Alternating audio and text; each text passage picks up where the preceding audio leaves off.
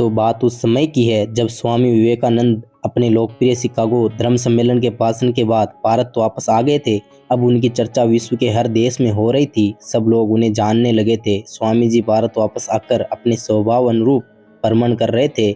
इस समय वे हिमालय और इसके आसपास के क्षेत्रों में थे। एक दिन वो घूमते घूमते एक नदी के किनारे आ गए। वहाँ उन्होंने देखा कि एक नाव है पर वह किनारा छोड़ चुकी है। तब वे नाव के वापस आने के इंतजार में वहीं किनारे पर बैठ गए।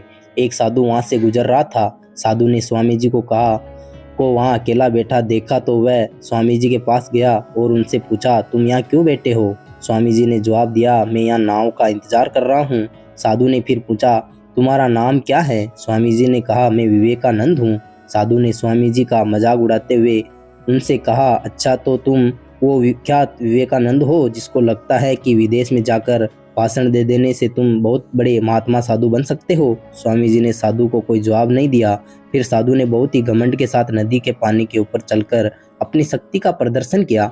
कुछ दूर तक चलते के बाद साधु ने स्वामी जी को कहा, क्या तुम मेरी तरह पानी पर पैदल चलकर इस नदी को पार कर सकते हो? स्वामी जी ने बहुत ही आदर और विनम्रता के साथ साधु से कहा, इस बात में कोई शक नहीं कि आपके पास बहुत ही अद्भुत शक्ति है, लेकिन क्या आप मुझे ये बता सकते हो कि आपको ये असाधारण शक्ति प्राप्त करने में कितना समय लगा?